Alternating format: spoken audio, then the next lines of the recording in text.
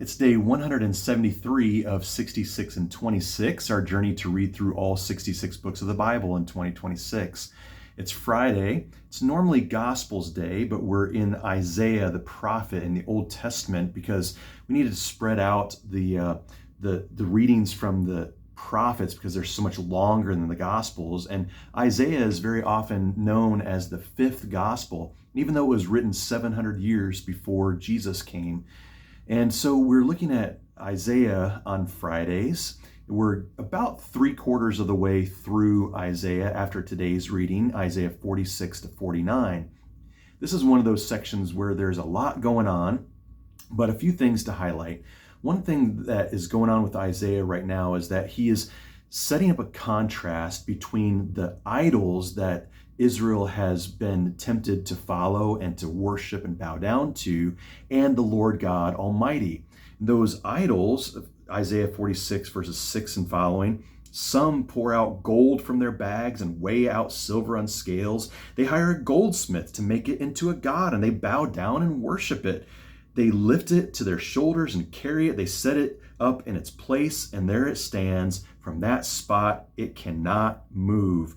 Though one cries out to it, it does not answer. It cannot save from his troubles. And so that's God speaking against those idols that people make by their own hands. In contrast, the idols cannot do anything, move anywhere, save anybody, speak about anything, but God, he's the one who has created all things. He is able to differentiate the beginning from the end. He's able to predict what comes in the future.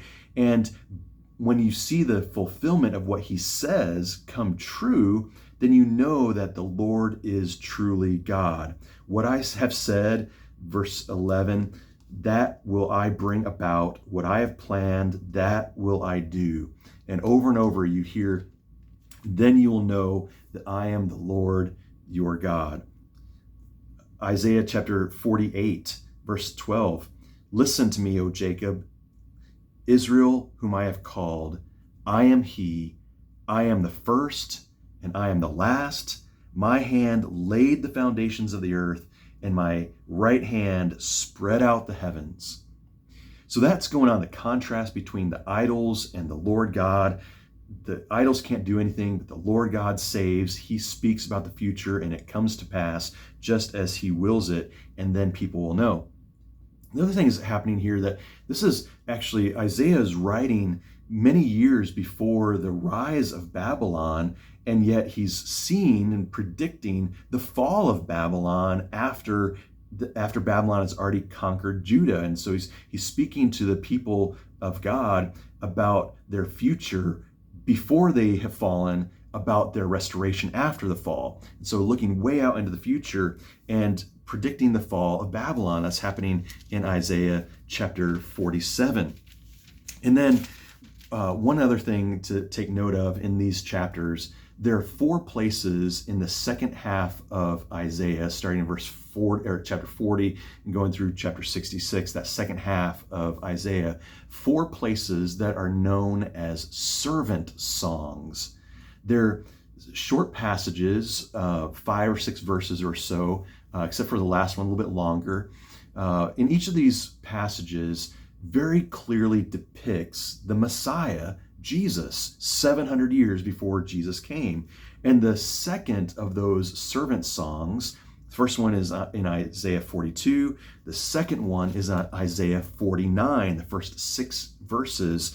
And that's part of what we're reading today.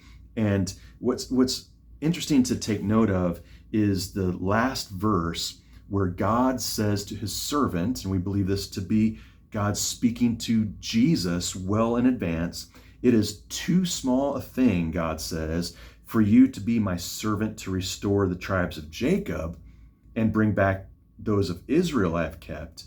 I will make you a light for the Gentiles. So it's not just a salvation for the nation of Israel and those who were dispersed and exiled coming back.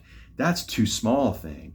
I'm going to make you a light for the Gentiles and bring my salvation to the ends of the earth. And we certainly know that Jesus came not just for Israel, but he came for all, and he sends out his disciples, his church, to make disciples of all nations, that everyone might be saved through him.